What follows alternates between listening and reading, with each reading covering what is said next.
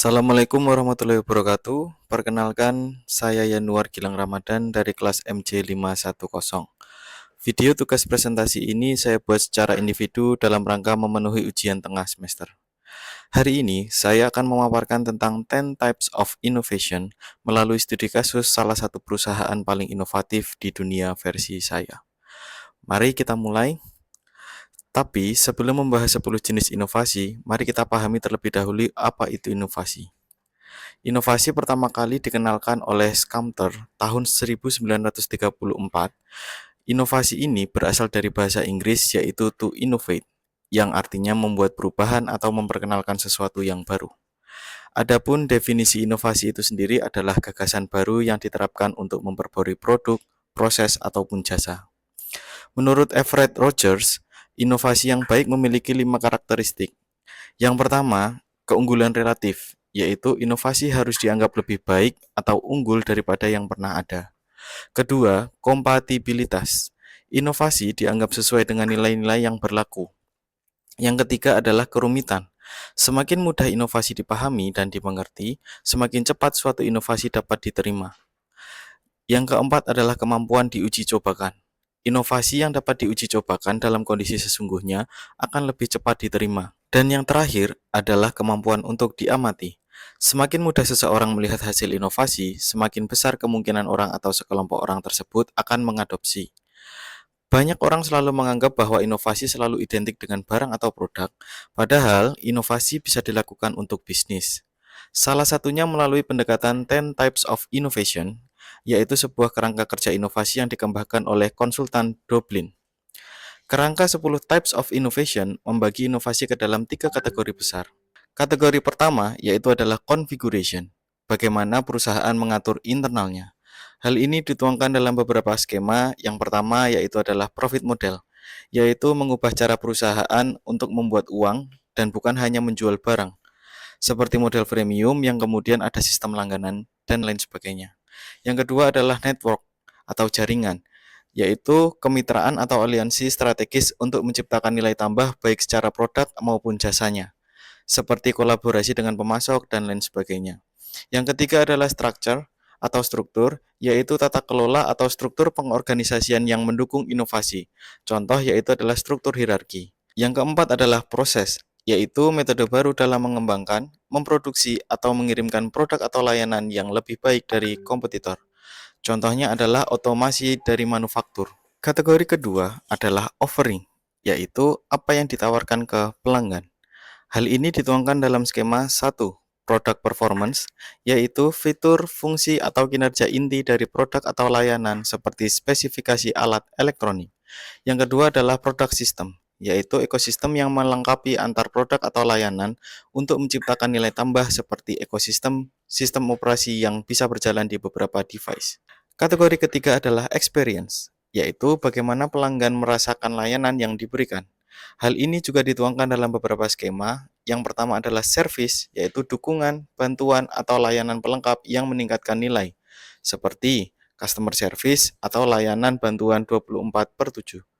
Yang kedua adalah channel, yaitu cara produk atau layanan disampaikan ke pelanggan.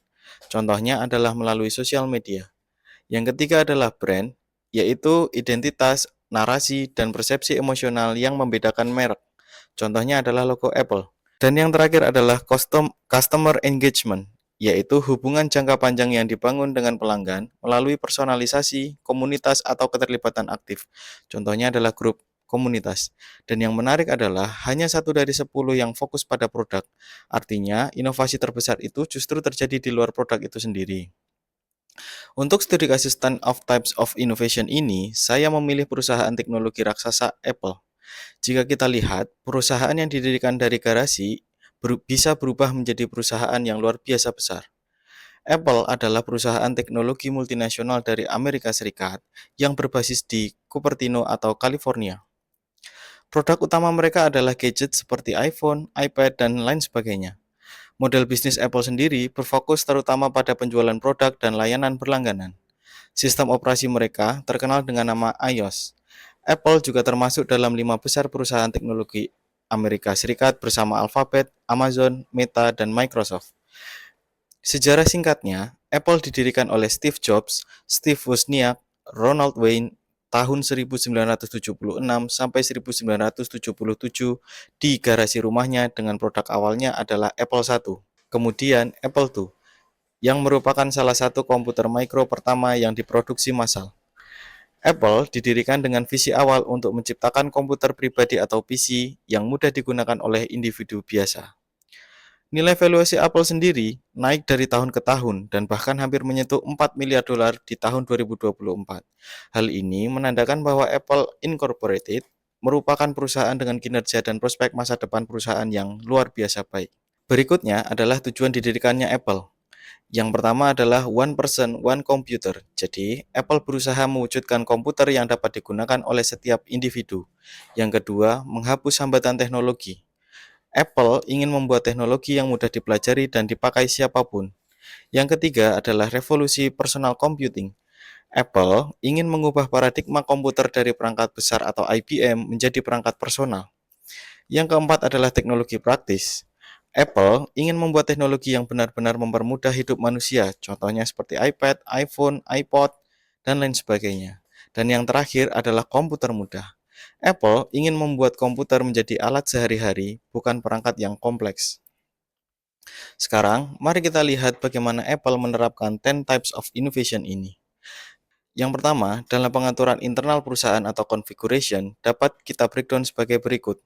Untuk profit modelnya, Apple melakukan penjualan hardware premium plus pendapatan berulang dari layanan seperti iCloud, Apple Music, dan App Store. Dari segi networknya, Apple melakukan kolaborasi strategis dengan TSMC atau perusahaan chip, operator seluler global, dan jutaan developer di ekosistem App Store. Untuk structure, Apple memiliki bentuk organisasi fungsional dan hierarkis yang dipimpin langsung oleh CEO dengan budaya inovasi terpusat dan rahasia serta berfokus pada kualitas. Dan pada skema prosesnya, Apple memiliki manufaktur presisi tinggi, termasuk mesin CNC khusus dan pengembangan chip sendiri, yaitu Apple Silicon. Selanjutnya, apa yang ditawarkan atau offering dari perusahaan Apple adalah sebagai berikut. Yang pertama, product performance, yaitu device atau alat dengan teknologi chip M-series yang jauh lebih cepat dan hemat daya yang terdapat pada iPhone maupun produk Apple lainnya. Yang kedua adalah produk system. Ekosistem terintegrasi seperti iPhone, Mac, iPad, iWatch, AirPods yang saling menyempurnakan dengan sistem operasi mereka sendiri. Dan kategori terakhir adalah experience, yaitu bagaimana pelanggan merasakan, membeli, dan terlibat dengan layanan yang ditawarkan. Hal ini dapat dijabarkan sebagai berikut. Dari segi servis, Apple memiliki Apple Care Plus, Genius Bar, dan layanan dukungan 24/7, sehingga pengalaman after sales terasa lebih premium. Kemudian, dari segi channel yang digunakan oleh Apple adalah Apple Store Fisik, Online Store, dan App Store. Untuk branding, Apple menggunakan identitas ikonik lewat desain minimalis sebuah apel dengan satu gigitan di bagian pojok yang berwarna abu-abu, menawarkan pengalaman pelanggan yang emosional dan customer-centric, serta narasi merek yang kuat dan terkesan mewah, sehingga menciptakan identitas ikonik yang membedakannya di pasar. Dan yang terakhir, customer engagement. Apple memiliki fitur seperti handoff dan airdrop yang menciptakan keterikatan emosional dan kenyamanan gaya hidup sehari-hari. Jadi, apa pelajaran utamanya? Apple tidak hanya menjual produk, tapi menjual pengalaman yang utuh, dari cara mereka beroperasi, bermitra, hingga membangun loyalitas pelanggan. Inovasi sejati bukan hanya teknologi canggih, tapi bagaimana semua elemen bisnis diselaraskan untuk menciptakan nilai yang langgeng. Apple memberikan dampak revolusi teknologi yang masif pada beberapa aspek lainnya, seperti sektor manufaktur, transportasi, retail, teknologi, dan juga keuangan. Mulai dari melacak persediaan bangunan, jadwal dan rute bagi pilot penerbangan, pengelolaan katalog produk, mengolah teknologi foto dengan sangat jernih dan detail, serta layanan perbankan yang aman dan andal. Demikianlah presentasi yang dapat saya sampaikan, kurang dan lebihnya mohon maaf. Wassalamualaikum warahmatullahi wabarakatuh.